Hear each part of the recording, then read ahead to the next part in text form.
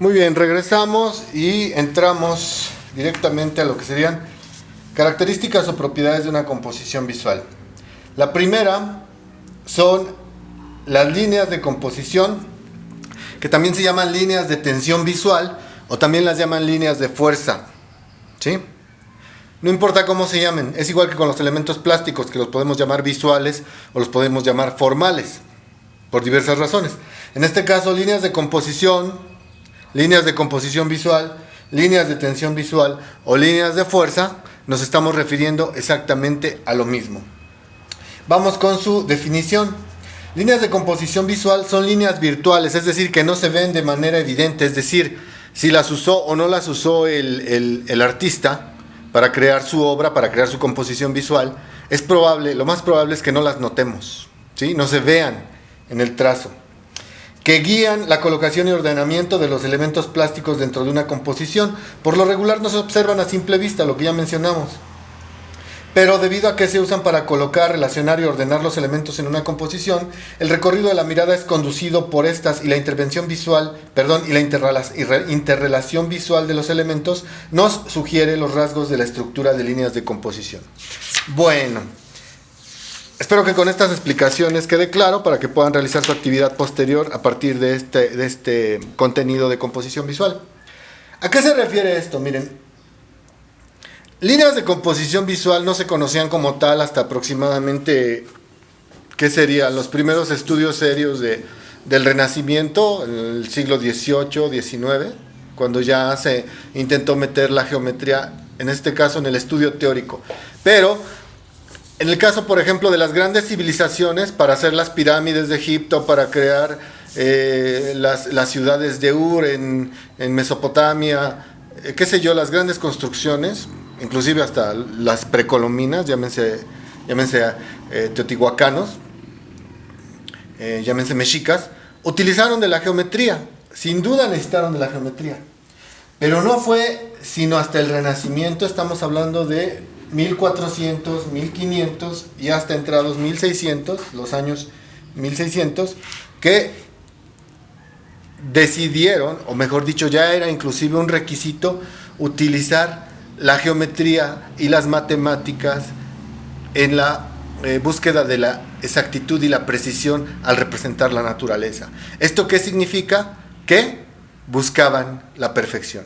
Entonces, para la perfección necesitas una estructura que esté basada en modelos matemáticos. De esta manera, durante el Renacimiento, repito, 1400, 1500 y hasta entrados principios de 1600, todos los artistas, escultores, grabadores, dibujantes, pintores sobre todo, implementaron e hicieron uso de algo que se llamó las líneas de composición visual, que son las que justamente estamos hoy en día tratando en esta charla. Y cabe decir que hasta hoy en día diseñadores, publicistas, modistas, todo aquel que esté relacionado de alguna manera con la creación plástica, las toma en cuenta, las use o no, las toma en cuenta. El cineasta, el fotógrafo, tiene conocimiento o por lo menos sabe de qué se trata hablar de líneas de composición visual. En este caso les estoy mostrando, déjenme checar el enfoque y que no dé charolazo. Ok, bueno.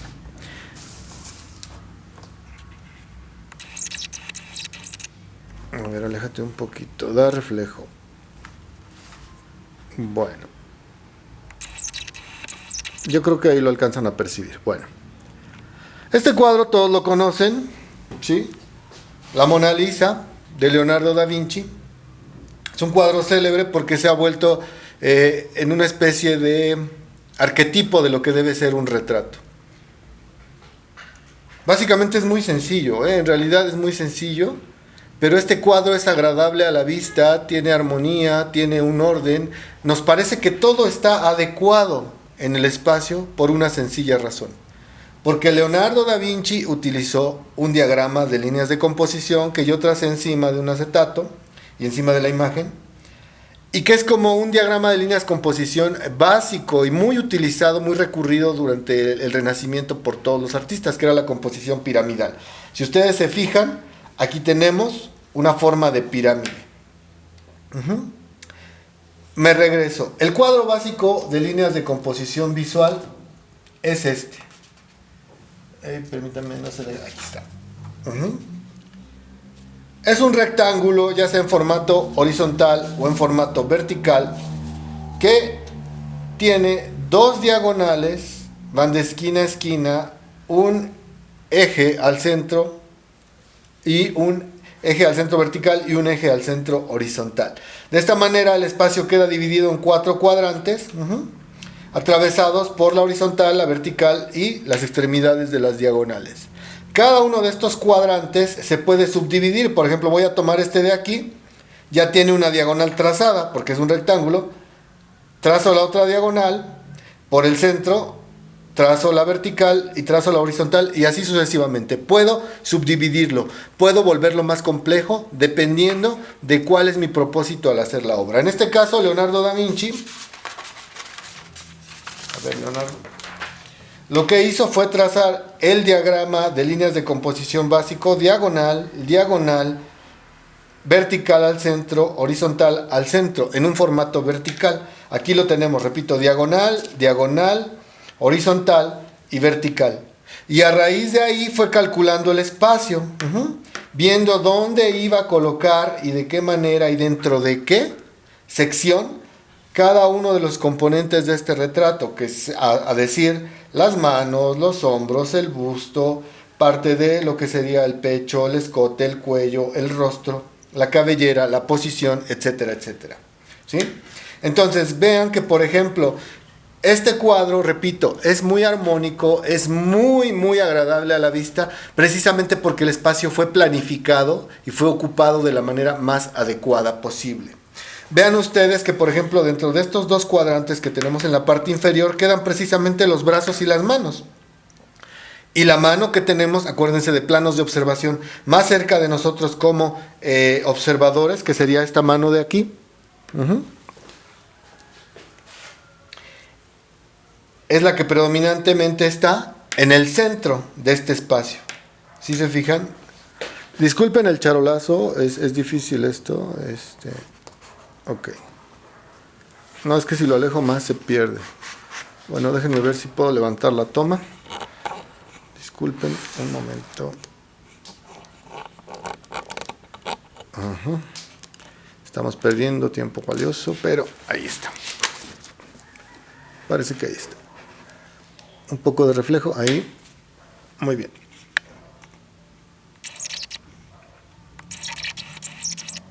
Ahí está, parece que ya lo enfoco. Bueno, ustedes disculparán.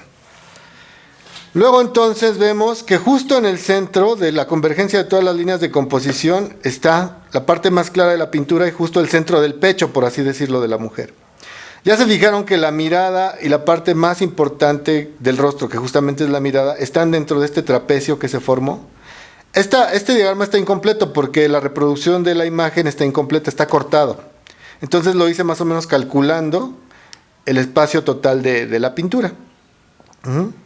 Vean que toda la Mona Lisa está dentro de esta pirámide. Todo el personaje está dentro de esta pirámide. Y vean, por ejemplo, este espacio trapezoidal de aquí y este espacio trapezoidal de acá, este de aquí, están ocupados por el fondo. Luego traza una línea oscura donde cambia el tono del fondo hacia, no sé si sea el suelo, no se alcanza a percibir, pero justo donde pasa esta línea hace un corte hacia otra tonalidad, justamente para fundir el fondo con el vestido oscuro de nuestro personaje. Ahora, yo les pregunto, ¿qué pasaría si en lugar de haberla tomado de 3/4 de perfil, la toma justo de frente? Yo les puedo asegurar que la nariz se mueve justo para cazar o conectar precisamente con la vertical que pasa aquí.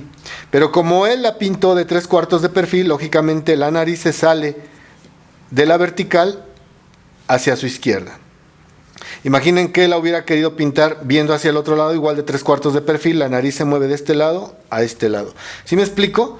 Lo que les estoy queriendo transmitir es que Leonardo da Vinci, como muchos otros autores de su época, utilizaban diagramas de líneas de composición que, como dice la definición, se ocupaban para guiar la colocación, el ordenamiento, la propuesta visual, la utilización del espacio y los elementos plásticos en ese espacio, ¿sí?, dentro de una composición visual.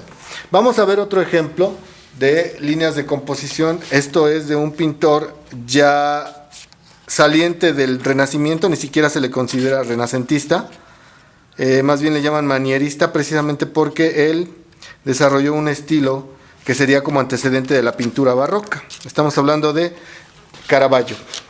Déjenme checar la imagen. Ok. Por el acetato da mucho reflejo, estoy tratando de evitarlo, ustedes discúlpenme.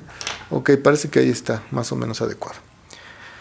Aquí nada más tracé yo el diagrama básico, déjenme ajustarlo, que es diagonal, diagonal, horizontal y vertical. Esto es un formato vertical, ¿ok?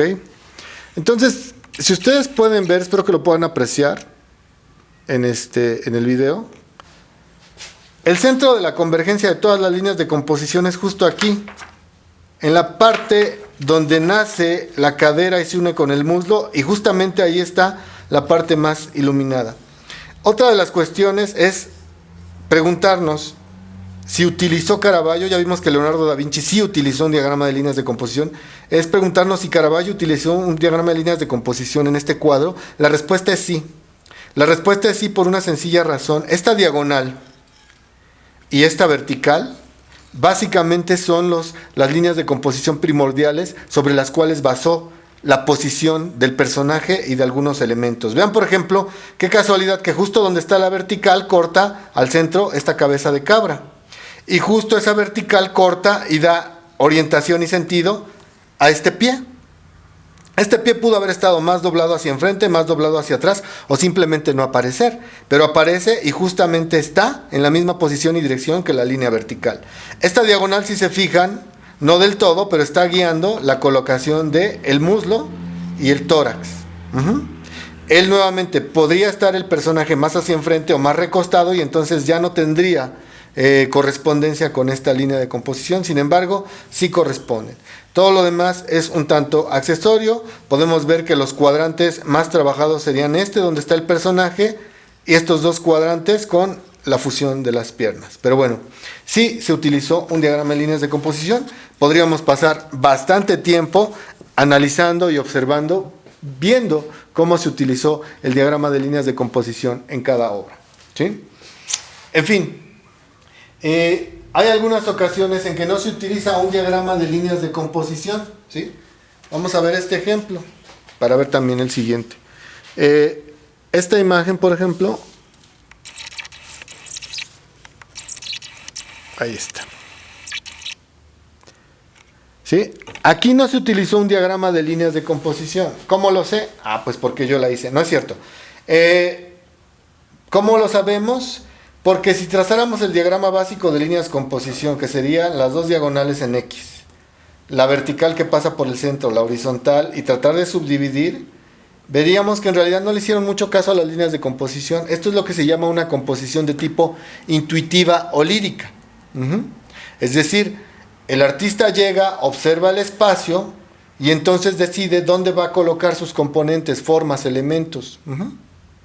Y en este caso él decide que una botella arrojando una especie de letras con forma de líquido, o haciendo una analogía, metáfora, una analogía más bien al líquido que se vierte sobre una copa, derramándose, y vemos que queda todo este espacio disponible,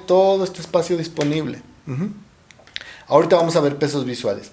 Aquí, si acaso hay una línea de composición, son líneas de composición no de tipo geométrico, sino más bien de tipo intuitivo, que las va requiriendo el espacio, o se generan a partir de cómo se utilizó el espacio. Es decir, podría pasar una vertical por aquí y podría pasar una diagonal por aquí, y tan. No hay más. Serían las líneas de composición que no se utilizaron, pero como dice la definición, nosotros sabemos que ahí están porque de alguna manera el artista, aunque no las concientice, tiene un sentido de la ubicación espacial, y de alguna manera ese sentido lo utiliza para colocar sus componentes, formas y elementos en un espacio visual, ¿sí? Entonces, repito, ¿por qué o para qué es importante utilizar líneas de composición visual?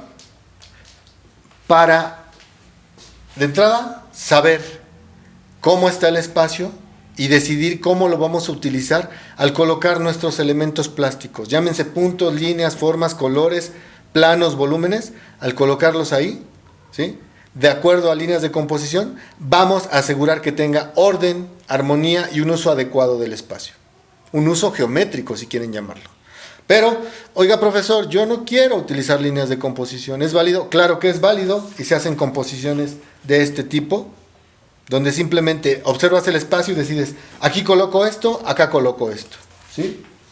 Cosas muy simples. ¿Líneas de composición? No. ¿Dónde coloco el rostro? Lo voy a colocar a la derecha cargado y el cuerpo inclinado, ¿sí? No hay más, no hay líneas de composición. Entonces, ¿se pueden utilizar? Sí. ¿Se pueden no utilizar? Sí. ¿Es forzoso, obligatorio? No.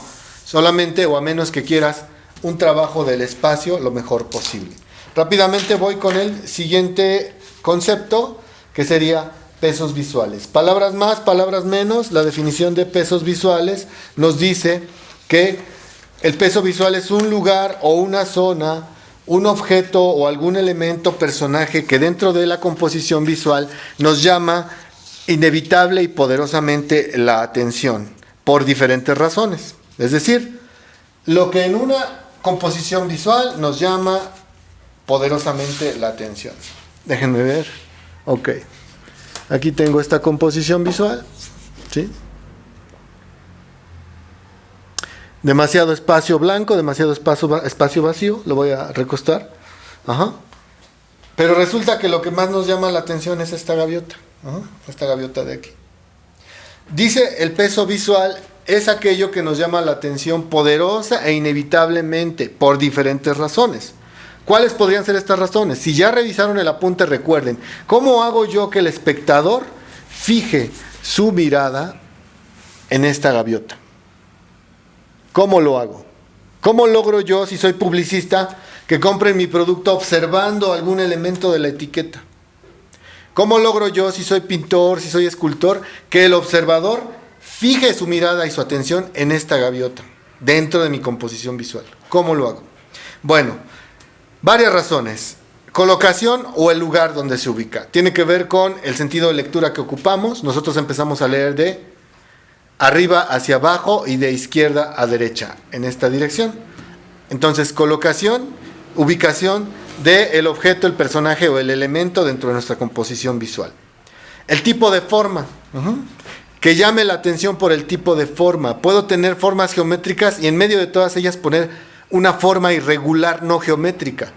Contraste de forma, se diferencia y llama más la atención y va a tener mayor peso visual. El tamaño o el espacio que ocupa, la cantidad de espacio que ocupa. En este caso no tiene competencia, es simplemente la única gaviota que está en todo el espacio visual y tiene un muy buen tamaño. Pero ¿qué pasaría, ¿sí?, si yo pusiera una gaviota gigantesca en todo el espacio restante? Entonces el peso visual pasa a la gaviota más grande y más gigantesca porque ocupa mayor cantidad de espacio. El color o el tono por contraste. Imagínense que esta gaviota fuera gris claro. Gris claro sobre blanco. No hay mucho contraste, el peso visual disminuye. Está hecha en puntillismo. Pero ¿qué pasaría si la hago en alto contraste? Totalmente negra sobre fondo blanco. El peso visual acrecenta, ¿ok? Si fuera en términos de colores, imagínense que el fondo es beige. Y si yo quiero que tenga un peso visual terriblemente alto, lo pongo en negro, rojos encendidos, ¿sí? Algo que sea muy oscuro sobre un fondo muy claro. Y tengo peso visual por color, tono y contraste. Y la relación fondo-figura. ¿Qué hay en el fondo y cuáles son mis figuras para que yo pueda manejar esa relación y dotar de peso visual a mi elemento, mi forma o mi personaje? Entonces, son diferentes razones. Pregunta, ¿ustedes creen que solamente puedo usar una de estas conjugaciones? ¿Solamente puedo dar peso visual por contraste, de color y tono? ¿Solo puedo dar peso visual por tamaño? ¿Solo puedo dar peso visual por relación fondo-figura? ¿Por colocación? La respuesta es, puedo dar peso visual por cada uno de esos rubros o todos combinados en su conjunto, ¿sí? Puedo hacer que una forma tenga peso